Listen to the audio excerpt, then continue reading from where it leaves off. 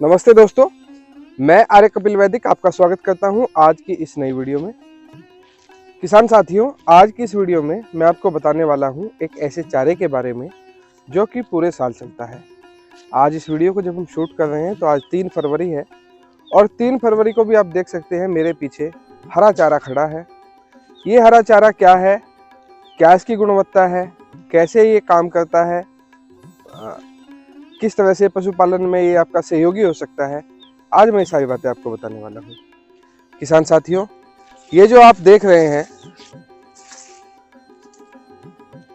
ये चारा दरअसल गन्ना, ज्वार और बाजरा इन तीनों की क्रॉसिंग से तैयार किया हुआ है।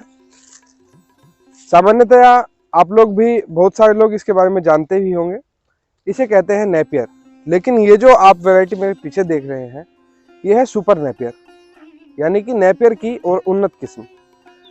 आज 3 फरवरी के दिन हम इसे शूट कर रहे हैं। आप देख सकते हैं लगभग 6 फुट तो मेरी ही हाइट है और लगभग ये 12 से लेके और 14-15 फुट तक का इसका जो है साइज यहाँ पे है अवेलेबल। किसान साथियों, इसका फायदा ये है कि एक तो इसको बहुत कम पानी की आवश्यकता पड़ती है। जितना इसका झुंड बन जाता है बड़ा तो ये अपनी आवश्यकता के अनुसार ज़मीन से खुद भी पानी लेता है। आमतौर पे गर्मियों में इसको आवश्यकता पड़ती है पानी की, और पूरे साल यदि इसकी कटाई की बात करें तो पूरे साल में ये आपको 12 महीने के साइकिल में आपको लगभग 7-8 कटाई दे देता है। इसकी सबसे जो कम ग्रोथ होती है वो सर्दियों के सीज़न में होती है। ये मान के चलिए कि नवंबर ख़त्म होते होते इसकी ग्रोथ पे असर पड़ जाता है और इसकी बढ़वार कम हो जाती है। लेकिन अब जैसे ही फरवरी शुरू हो चुकी है तो आधी फरवरी के होते होते ये जो है दोबारा से अपना ग्रोथ लेना शुरू कर देगा। आप देख सकते हैं ये जो झुंड आपको यहाँ दिखाई दे रहे हैं ये सर्दियों के स्टार्टिंग के झुंड हैं। जब सर्दियाँ पड़ रही थी तो तब इनकी कटाई हुई थी और उसके बाद से इन्होंने बढ़वार करना बंद कर दिया था। लेकिन अब जैसे ही हल्के हल्के गर्म दिन होने शुरू हुए हैं 20 जनवरी के बाद से, उसके बाद से धीरे धीरे इनमें फुटाव होना शुरू हो गया है और आप देख सकते हैं काफ़ी अच्छी बढ़वार यहाँ पर ये ले रहे हैं। यदि बात करें इसकी पौष्टिकता की किसान साथियों, तो ये एक ऐसा संपूर्ण चारा है जिसके अंदर सभी मिनरल्स, चाहे मैग्नीशियम हो, कैल्शियम हो या और भी बहुत सारे जो पोषक तत्वों की जिनकी आवश्यकता पड़ती है, जिंक है, आयरन है, उन सभी की पूर्ति ये आपके पशुओं में कर देता है। और इसकी एक खास बात मैंने ये देखी है कि यदि आप इसको प्रयोग करते हैं अपने पशुओं के साथ, आप अपने पशुओं को चारे के रूप में यदि इसे खिलाते हैं तो उनके दूध उत्पादन में भी वृद्धि होती है, साथ ही वे इसे बड़े चाव से खाते हैं।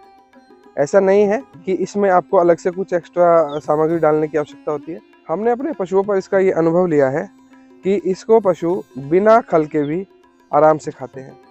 किसान साथियों, यदि बात करें इसकी बुआई की तो इसकी बुआई मई के आसपास शुरू हो जाती है, अप्रैल के लास्ट में मई के आसपास शुरू हो जाती है और ये मान के चलिए कि जब तक पूरा मानसून सीजन रहता है तब तक इसकी बुआई चलती रहती है। लेकिन यदि आपको इसका अच्छा रिजल्ट लेना है तो आप इसको आधे मार्च में बो सकते हैं। आधे मार्च के बाद से कभी भी आप इसे बो सकते हैं, ये फूटना शुरू हो जाता है। इसकी बुआई का बढ़िया तरीका ये है कि आप इसको 2x2 पर बोएं। आप देख सकते हैं यहाँ पर भी हमने काफ़ी स्पेस 2 पौधों के बीच में रखा हुआ है, आप अपनी वीडियो में देख सकते हैं। किसान साथियों, इसको दूर दूर लगाने का, 2x2 पे लगाने का फ़ायदा ये है कि ये जैसे कटाई इसकी होती है तो कटाई होने के बाद ये फैलना शुरू हो जाता है, ब्यात करता है बहुत ज़्यादा, और उसके बाद ये जो गैप आपने छोड़ा था वो गैप काफ़ी हद तक कम हो जाता है। गैप इसलिए छोड़ा जाता है ताकि हवा और धूप इस तक पहुंचती रहे। बढ़िया इसकी बढ़वार के लिए दोनों ही चीज़ें महत्वपूर्ण हैं। किसान साथियों, इसमें किसी भी तरह के किसी उर्वरक की आवश्यकता नहीं होती है। ये सामान्यतया पानी से ही अपनी पूर्ति कर लेता है, बाकी से किसी विशेष उर्वरक की आवश्यकता नहीं होती है। तो पूरे साल में 7-8 कटाई आपको आराम से दे देगा। इसके अलावा इसको जो लगाने का तरीका है वो किसान साथियों ये है कि आपको इसका बीज कहीं से अलग से खरीदना नहीं होता। इसकी जो आप ये देख रहे हैं जो इसकी पूरी स्टेम है, बढ़िया मजबूत स्टेम इसकी होती है और पूरा जितना भी ये बढ़ जाता है। तो जिस तरह से किसान साथियों गन्ने की बुआई होती है, गन्ने के छोटे छोटे पीस करके और वो बोए जाते हैं उसी तरह से किसान साथियों इसको भी आप बो सकते हैं।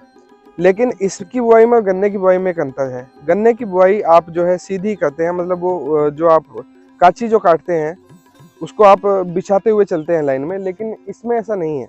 इसमें आपको करना ये होगा कि इसकी जो दो आँख होती हैं जिसको बर्ड्स भी कहते हैं, तो दो बर्ड्स की इसकी एक काची बनती है और आप इसको सीधा काट दीजिए।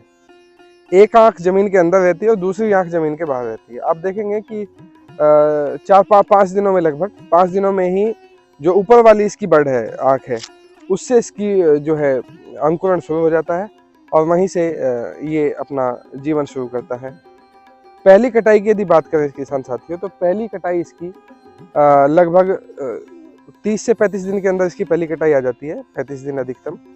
और उसके बाद आप केवल इसमें पानी देंगे तो अगली जो कटाई आती है इसकी पहली कटाई के बाद, तो किसान साथियों अगली सारी कटाइयाँ इसके लगभग 25 दिन में इसकी कटाई तैयार हो जाती है और 25 दिन में 6 फुट की हाइट आराम से अचीव कर लेता है।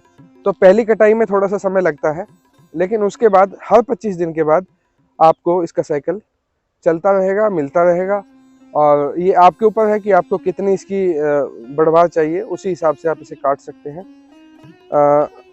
किसान साथियों 2 गाय के लिए ये पर्याप्त है। लगभग 300 गज के आसपास हमने ये बोया हुआ है और 2 गायें हम लोगों ने रखी हुई है घर पे। साहिवाल नस्ल की दोनों देसी गायें हैं, तो उन दोनों के लिए ये पर्याप्त चारा है। किसान साथियों अब की बार हम जो प्रयोग करने जा रहे हैं वो ये कि जैसे सामान्यतया ज्वार के सीजन में जब गेहूं की कटाई हो जाती है, तो गेहूं की कटाई के बाद किसान भाई ज्वार बोते हैं, लेकिन अब की बार हम ज्वार नहीं बोएंगे और हम लगभग 300 गज और इसका रकबा बढ़ाने वाले हैं। तो लगभग 600 गज 700 गज के आसपास हो जाएगा। तो उसमें हम इसका चारे के रूप में प्रयोग करेंगे और अब की बार हम नहीं बोएंगे ज्वार। तो देखते हैं कि प्रयोग कैसा रहेगा, चूँकि अभी तक हम अपने प्रयोग में सफल रहे हैं। आप देख सकते हैं 300 गज के आसपास हमने बो रखा है और 2 गायें हमारे पास है और आज 3 फरवरी है और आज तक हमने मतलब कोई किसी भी प्रकार का खरीदा हुआ चारा, जैसे अगोला होता है गन्ने का सीजन है तो अगोला लोग खरीद लेते हैं अपने पशुओं को खिलाने के लिए, तो इस तरह का कोई भी हमने आज तक अगोला नहीं खरीदा है और हम इसी से अपना काम कर रहे हैं। कुछ जो धान की पुआल होती है, धान की पुआल बच जाती है, तो धान की पुआल के जो बड़े फूले जो गट्ठर रख लेते हैं उसको इसमें मिला के हम आराम से खिला देते हैं और वो भी बहुत मीठा लगता है पशुओं को और ये भी बड़ा मीठा लगता है, तो पशु इसे बड़े चाव से खाते हैं। किसान साथियों आप भी यदि पशुपालन करते हैं तो आप भी इसको अपने खेतों में स्थान दे सकते हैं, अपनी पशुओं की चारे की जो समस्या है उससे निदान पा सकते हैं। इसके अलावा इसका कमर्शियल यूज भी है। यदि आपके यहाँ हरा चारा बिकता है तो आप इसको कमर्शियल तौर पर भी इसकी बुआई कर सकते हैं। किसान साथियों आज की ये वीडियो आपको कैसी लगी हमें कमेंट बॉक्स में जरूर बताइएगा। साथ ही अभी तक यदि आपने चैनल को सब्सक्राइब नहीं किया तो चैनल को भी सब्सक्राइब कर लीजिए और साथ ही बेल आइकॉन भी दबा दीजिए ताकि आने वाली सभी वीडियोज आपके पास टाइम से पहुंचती रहें। अगली वीडियो में फिर मिलेंगे एक नए विषय के साथ, तब तक नमस्ते।